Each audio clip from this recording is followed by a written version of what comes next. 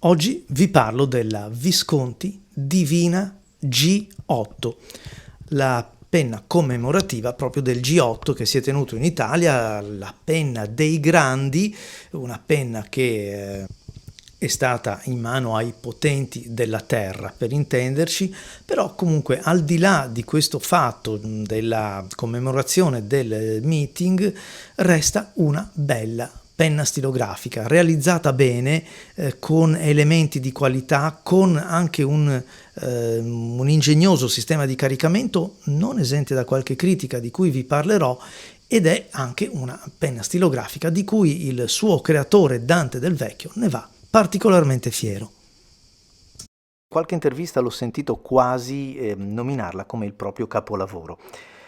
Capolavoro comunque non a caso, perché è costruita sulla sezione aurea, sul rapporto aureo, quel numero 1,618 che si dice racchiuda la chiave della conoscenza.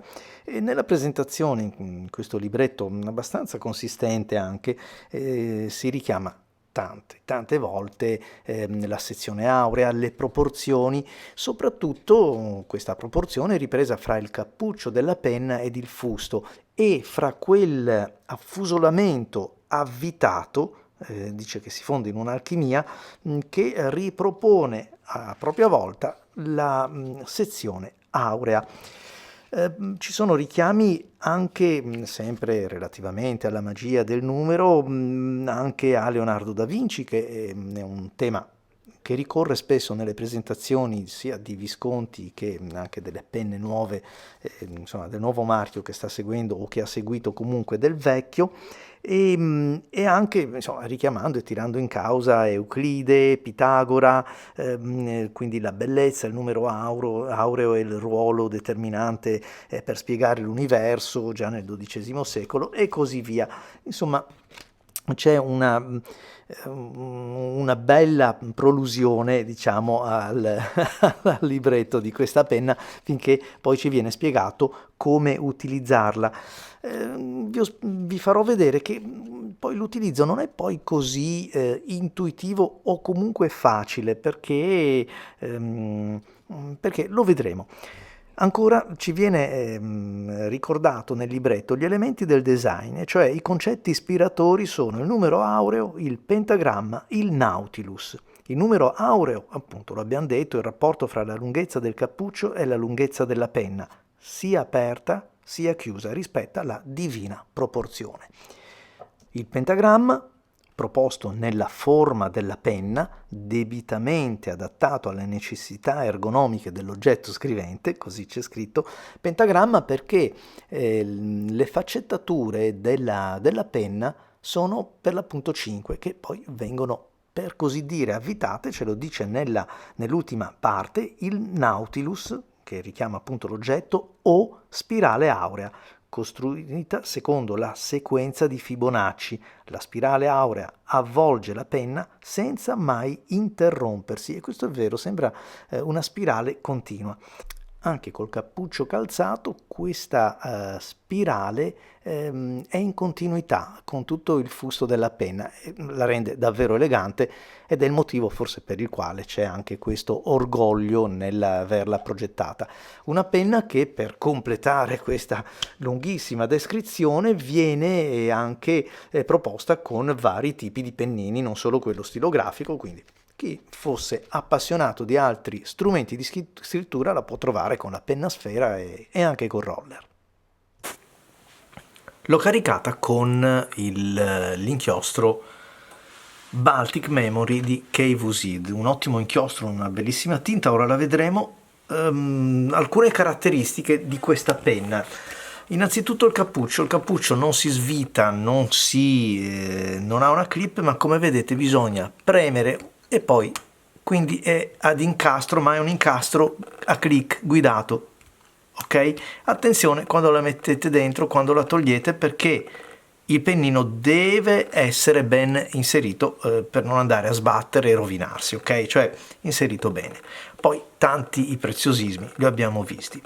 Lasciatemi invece esprimere qualche considerazione sul sistema di caricamento, che Ci viene detto, come vi ho letto dal libretto, di tirare con le unghie, ma non è un'operazione facile e io penso che la maggior parte di noi le unghie le distruggerebbe.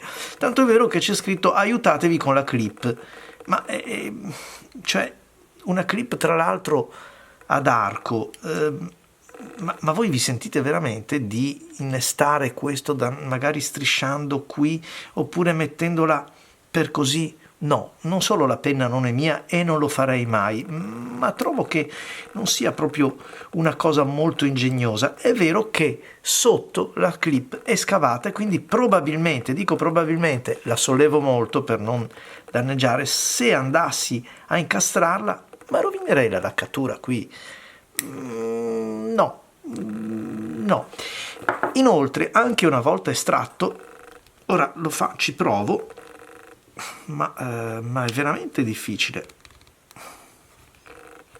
Ci provo, ma niente, quindi prendo un pezzo di gomma per avere un pochettino più di grip. Eccolo qua che viene fuori, è molto elegante e zigrinato, senza dubbio, però è anche difficile da girare perché va girato per portare lo stantufo giù e scaricare la penna e poi girato nuovamente per caricarla. Vi solcate le dita. Per me è stata un'esperienza, insomma, sarà nuova?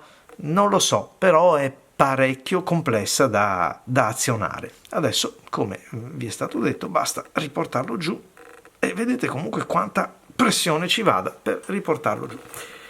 Però il pennino scrive benissimo, la penna è veramente bella e quindi ok, è un piccolo sacrificio che dobbiamo fare, lo facciamo volentieri. Ora è stato un po' fuori e si è asciugato, eccolo qua. Non farmi fare brutte figure.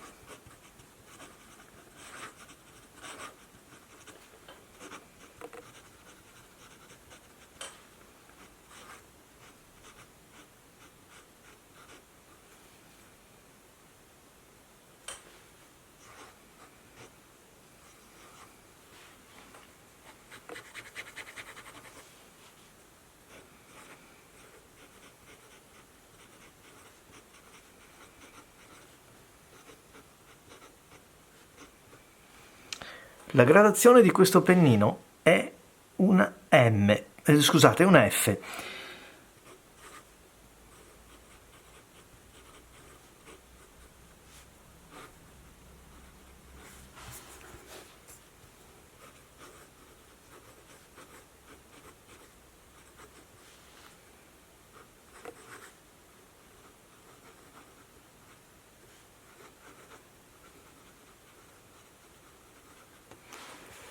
Che bella tinta, veramente bella tinta, ma soprattutto qui c'è un pennino che rende la penna leggera, pur essendo una penna pesante perché la corporatura c'è tutta, il metallo abbonda, c'è un meccanismo interno, leggera, e di quelle penne che si appoggiano in punta e si scrive, davvero magnifica.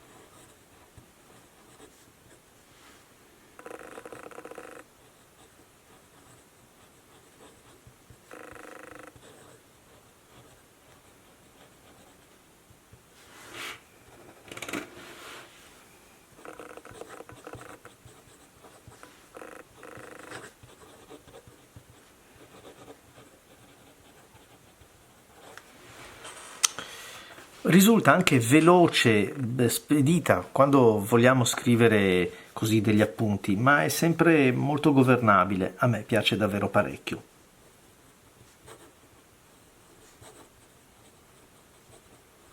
Possiamo chiudere in piccolo, in grande, molta precisione. Mi ricorda molto da vicino un pennino al Palladio Visconti, davvero di quelli doc fatti una volta. La gradazione è anche centrata e sottile, però è molto rotonda, scorrevole, davvero, davvero un bel prodottino. Complimenti. Ed allora, dopo questo viaggio nel G8 fra i grandi potenti della Terra, mi toccherà restituire la penna, come capita di solito, agli amici dell'associazione che molto gentilmente me le prestano e non solo mi arricchiscono della loro amicizia, ma anche della conoscenza di questo variegato mondo della penna stilografica, dove davvero c'è di tutto e talvolta anche nelle penne stilografiche inaspettate si trovano dei veri gioielli di scrittura. Bello l'inchiostro, ma bello il pennino. Grazie a tutti amici e ovviamente se vorrete essere con me vi aspetto ai prossimi video. Ciao!